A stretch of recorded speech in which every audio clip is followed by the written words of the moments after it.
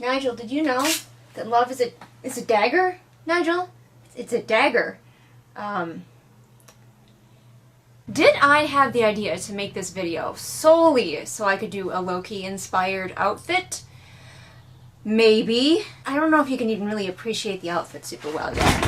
Like, alright, we got the horns. I know they're not Loki horns. It's Loki-inspired. The necklace, it has a snake on it. I got this jacket from Goodwill that I finally have an excuse to fucking wear. Yes. Look at it. That's right. Loki-inspired looks. Alright, I've got the green lipstick. I've got the green and gold eyeshadow. The horns are giving me a little bit of a headache, so I'm gonna actually take them off. Wanna wear them? Doesn't he look good? I have not done one of these videos in a while, where I take a piece of media that I liked but thought was flawed, and I rewrite it the way that I would have written it, had I, you know, been in charge of any of this. Why don't big companies like Disney just hire me? I just don't understand, Nigel. Get it. Get it, Nigel. Get it. Oh, we have fun around here, don't we, Nigel? Oh, he's gone to chase the tassel. No, my fan. First of all, I just want to give my quick overall thoughts on the show. Just so you know, this is not scripted. Like, I have no real plans. I'm just gonna vibe. I'm just gonna feel it out. So, I'm sorry if this is a little bit random. I thought the show was okay. I don't think it could ever match up to the level of hype that many of us had built in our heads, because like it was coming for such a long time. We were like, yes. And I thought it was fine. I thought it was okay. I thought all of the actors that were in it did an amazing job, especially Owen Wilson. My goodness, how could I have kind of forgotten about Owen Wilson? So all of the actors did great, and this is not an indictment on them. I'm saying more like the plotting and the story structure and the themes.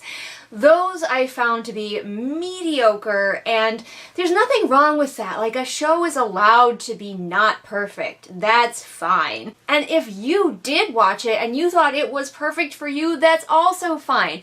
Just means we have slightly different taste. Nothing wrong with that, alright? But if you will indulge me, I will kind of explain to you how I would have rewritten it to get basically the same things that we already got in the show, but with a bit more structure and aim, and also kind of putting a little bit more focus on Loki, who is the main character, the guy the show is named after.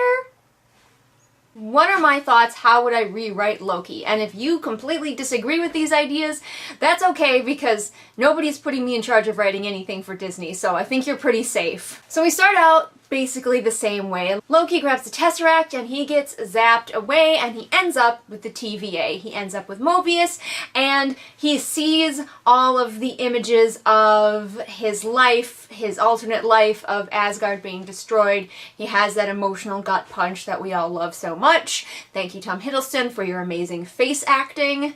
We learn about this other Loki running around causing problems, and here is where we start to diverge, because we're dealing with Battle of New York Loki, which I think this show actually struggled with a little bit. I think they struggled getting him all the way back to where he was at the very first, like the very first Avengers movie, for crying out loud. Loki as a character has been in several movies and been able to grow and change throughout those movies, and it's really difficult, I can see why, for an actor, for writers to back him all the way up, rewind all of that character growth, which was something I think went a little bit too quickly in the show. But anyway, so this Loki, he's still out for himself, kind of like he still was in the beginning of this show, but he's going to have a much slower arc of not being out for himself. So he sees all of that destruction. For some reason he believes it, just like he did in the actual show, and he does his research, and he comes to the conclusion that he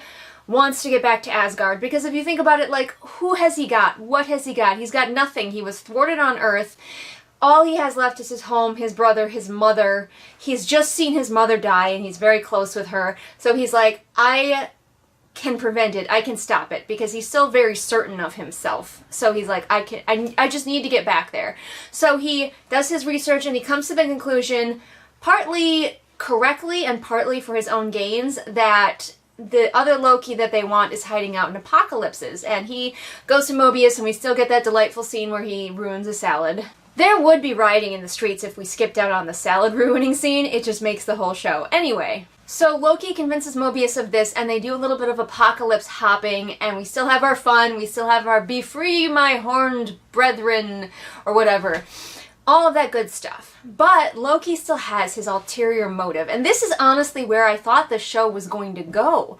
When Loki was looking at those images of his home, his family, himself, whom he loves, he's very into himself being killed like a chump by Thanos. And Loki being Loki, he thinks that he is the special exception and he will be able to save the day, to stop Thanos, to save his brother, to save his home. So he's in search of apocalypses. He's dragging Mobius around to all of these apocalypses, like, let's find that other Loki. That's totally what we're doing here. And like trying to oopsie daisy, what if we check the Asgard apocalypse? What if the other Loki's hiding out there? I mean, we better be thorough. And so he probably does come across Sylvie, but he does also probably spend a lot more time with Mobius in my version, which I don't have a problem with because Loki and Mobius are awesome. But he could still encounter Sylvie and they could still have like a lot of their interactions, and Sylvie could still have her attempted arc of her needing to learn to trust, and Loki's supposed arc of learning to need to be trustworthy, which works a lot better if he's not trustworthy a lot more. Because in this show, he starts out kind of not trustworthy for like the first few episodes, and then he teams up with Sylvie, and he's suddenly extremely trustworthy. In this one, he is trustworthy insofar as it is also pushing him towards his ulterior motives and goals. But eventually, he figures out, Mobius convinces him that he cannot save his people, he cannot save his home, he can't even save himself.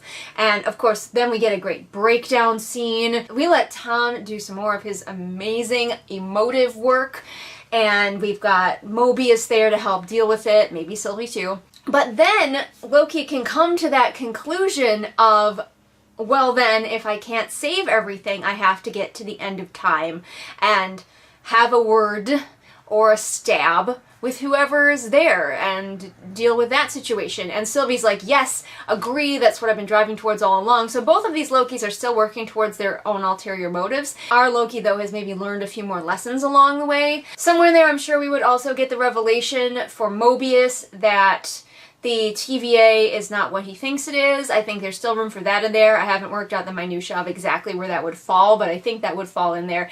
And we also get a lot more Mobius, Sylvie, Loki just together, moving together through this story a little bit more, I think is something that we could potentially have. Again, this is like a very rough draft off the cuff. But we still get the end of time, we still get all of the great Lokis, we don't miss out on Gator Loki, and we also don't miss out on the amazing Richard E. Grant, who is a fucking treasure, and I will fight you. I loved Richard E. Grant before it was cool. We get all of them, and we still get to the end of time, and the ending goes roughly the same way as it did in the original show, where we get to the end of time, we find the guy, Sylvie and Loki both listen, and our Loki comes to the conclusion that he was wrong, and destroying the timeline might be bad. But Sylvie is still certain that it's the right thing to do, and so we get all that fight and that kerfuffle, and then the timelines are destroyed. Loki goes back, Mobius doesn't recognize him, we all cry. So it ends up in roughly the same place, but I think it also gives a little bit more drive to Loki, because I think one of the biggest problems that I had watching the show is it's called Loki, but he doesn't really seem to have a lot. He gets pulled along with other people's stuff all the time. He just kind of drifts.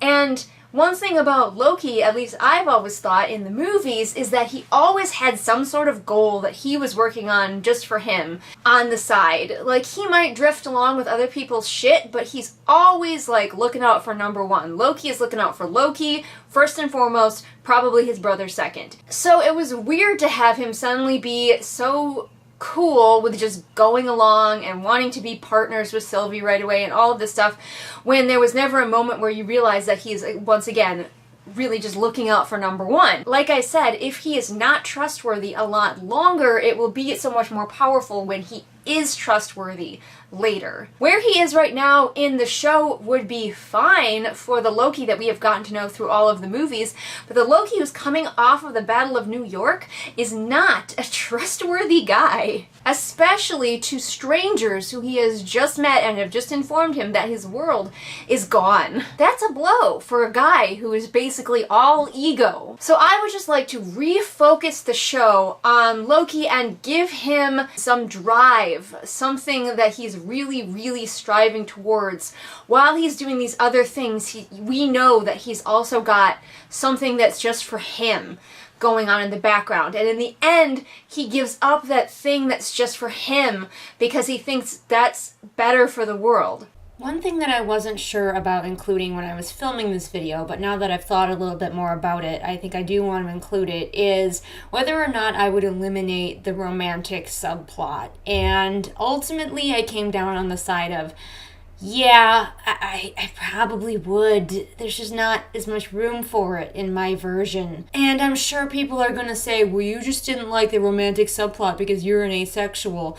And you can believe that if you want to. It's not true, but you can believe that if you want to. I think that it was kind of perpetuating sort of that obnoxious message that, oh no, someone is damaged, well, all they really need is romantic love. Romantic love will change them, and it's just not one that I like. And I think it lessened every character involved. It made Loki less, it made Sylvie less. I just personally don't think that the romance did anything great for the story, and you can completely disagree with me, that's fine. You can make a video all about how much you love the romance, but here, I think in my version, I would eliminate it completely. I'm still super excited for season 2. I want to see where they take it. I love Tom Hiddleston in anything that he does because he's an incredible actor. More Owen Wilson, please. I did not know that I needed those two playing off of each other in my life, but now that I've had that, I need it forever. Do feel free to leave a comment below whether you like my idea, how you would change my idea, how you would completely rewrite the series, how you would never touch it, it's perfect and glorious.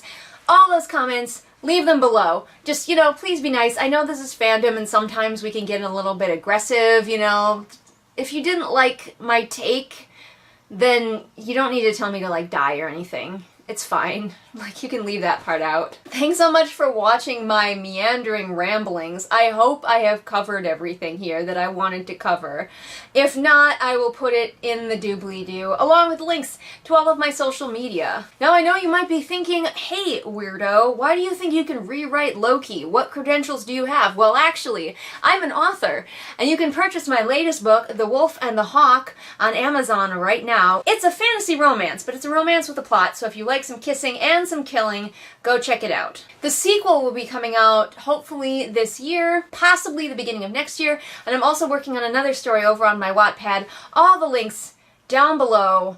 Check them out. And if for some reason you saw this and you'd like to support me, I have a Patreon for that. Patrons help me publish my own books, as well as getting tons of neat rewards for themselves. Thank you all so much for watching. I'm sorry that Nigel left. When I stopped playing with him with the tassel, he grew bored and fled. He has his own ulterior motives. Nigel is looking out for Nigel. I will see all of you again next time with whatever it is I happen to be doing next time. Bye!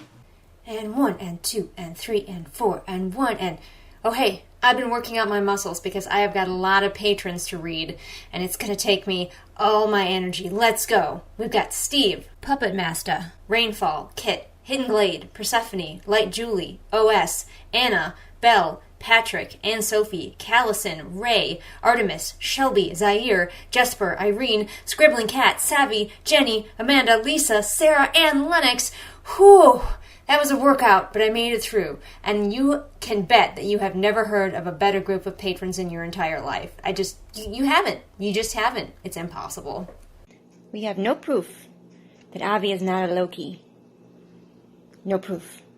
Avi, look at her avoiding eye contact. Are you a Loki? Are you a Loki? Would you tell me if you were? No, probably not.